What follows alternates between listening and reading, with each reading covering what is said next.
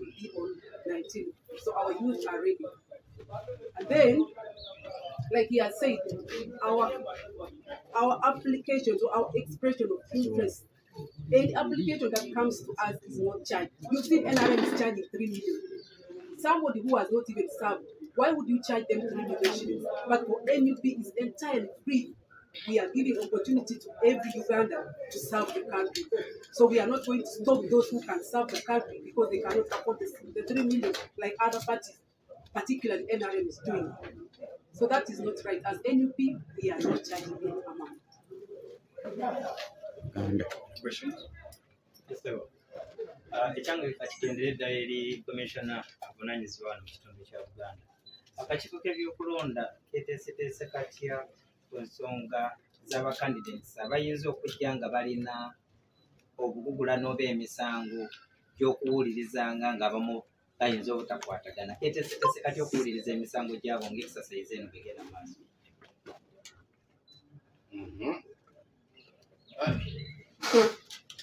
Ekisookera ddala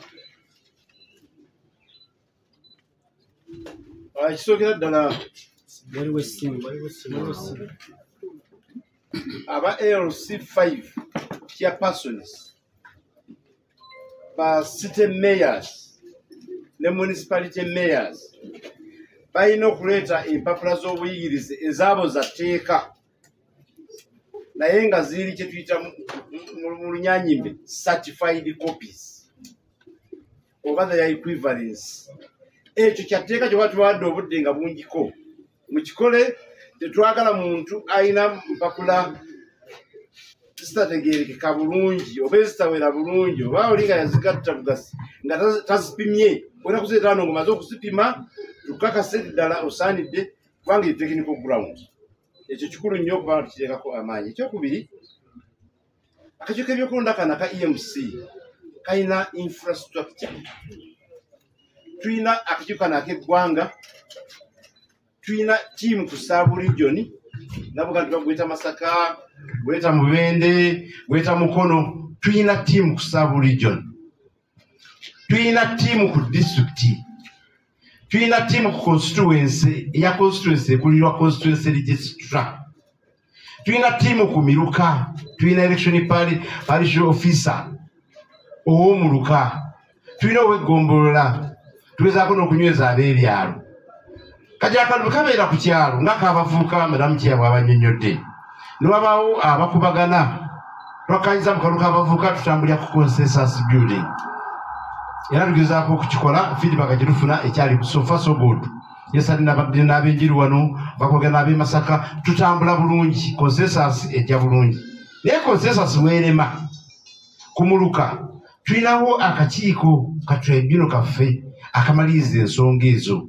Akaliko election parish officer waffe, akaliko chairperson wa Kunga wa parish eyo aleve eyo, okuli owabavubuka omukyala, owabavubuka omulenzi. So tulinawo tiimu ewuliriza ekyo. Singa watamatira ku Muluka ng'agenda ku Ggombolola structure weeri, watamatira ku Ggombolola ng'agenda ku district structure weeri, watamatira ku district ng'agenda ku sub-region. Sub-region bwe biremererwa byonna ffe weetuli okusala buli musango gujja maaso gaffe and principles of fairness and social justice. So abantu bali buzibu bonna butujja kufuna tulowooza nti bijja kutambula bulungi. Embirigo tetusuubira kubaawo nnyo kubanga ffe nga EMC tufunako obuzibu kulonda candidate criteria weeri bwe mugigoberera era mufuna candidate omulungi, so tujja gigoberera. Ekyensimbi mu Luganda. Ekyensimbi mu Luganda. Banyama ne basebo. National Unity Platform. Obutafaanana bibiina birala. Ffe buli memba waffe yenna eyeegwanyiza okuvuganya ng'ali ku stage esooka ey'okusaba aleeta atutegeeze nti ayagala okuvuganya. Tewali ssente ze tugenda kumuggyako. Oyo anaaba afuuse candidate asasula ziri ssente z'akakiiko k'ebyokulonda, waliwo obusente bubeerawo ku buli mutendera. Naye wano mu National Unity Platform tewali ssente ze tugenda kujja ku candidate yenna nga asaba okuvuganya mu internal processes nezaffe z'ekibiina ese bwamala tutuna omukulu ono n'oli sebo akakiiko k'ebyokulonda kano akano olowooza kusomoozebwa kikaza mwe nga bali mu kakiiko kusomoozebwa kikomenzesa tebali kusomoozebwa obugagga bw'ekibiina buli mu kubaana bakandidati bangi ekyo kya bugagga bakazi baffe bwe tumaliriza obafuna tugenda kubayita ate era tubatuuze tubannyonnyole tubategeeze nti nno ekitandikirwako consensus building abasobola okukkiriziganya mukkiriziganye abalala batasobodde system ejja kusalawo kugambira adde n'abenjeri wano lunaku lwonna yesitadde enjeri municipality kubi twavudde tukkanyiza nga ate omuliro gwabadde waggulu kakati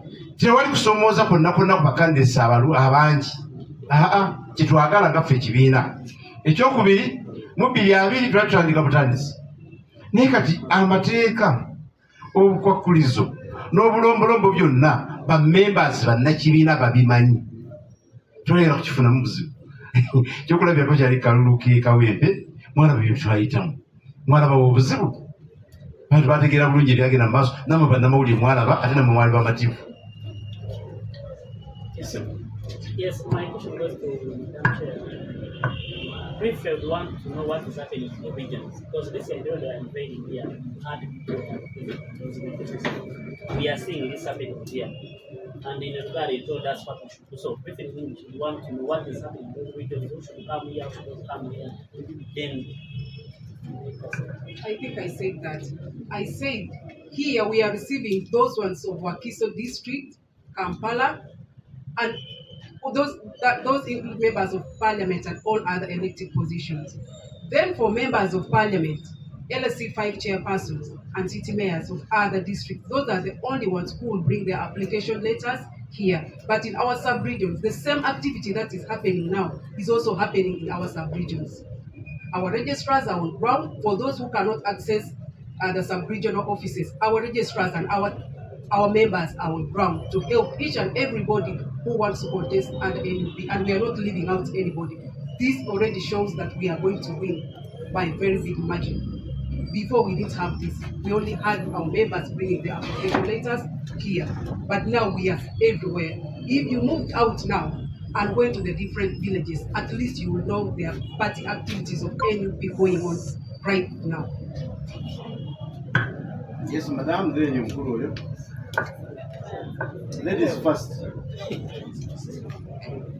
thank you. Madam Chairperson, what we want to know from you, whether you are receiving all those that have districts within the party. Only candidates who meet our requirements, we are receiving. The other process will be communicated. We shall do that in due course. But for now, we are receiving. Each member who qualifies for our party flag are encouraged to bring their application letters. Other stages, we shall cross the bridge when we get there.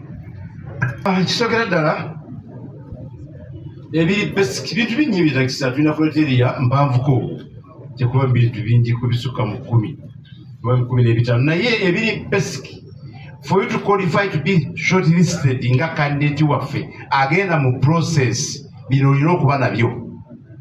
Ekisooka membership card ey'ekibiina olina okuba munnakibiina ng'olina membership card ne namba yo ng'ogimanyi.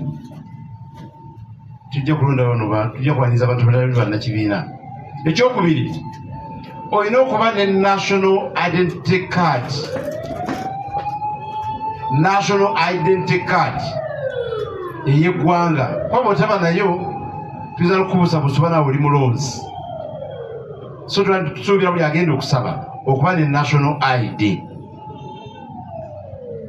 Then ekyokusatu mbadde ngyogeddeko kweyayita applies ebiwandiiko naye naawe ng'ekifo kyo tekyetaaga biwandiiko twagambisa an advantage for you oba obirera biteekeko lwaki obiteekako oba bayitako mu ssomero biteekeko kuba kijja kukuyamba naffe okumanya ebika by'abakandidate betulina n'obusobozi bwabwe ku mitendera egy'enjawulo. Kajja kusanga kansala ng'oba wano mu KCCA talina qualification imwetaagisa naye ng'ate bw'ogiteekako akakiiko kamanya nti omuntu ono ali ku level n'eno mu kumanya kino na kino oba kiyinza okuyambako. So nabo twabasabye babiteeko naye bali byatteeka bano si byatteeka bano kyeyagalire. Byebyo biri basic requirements zetwagala.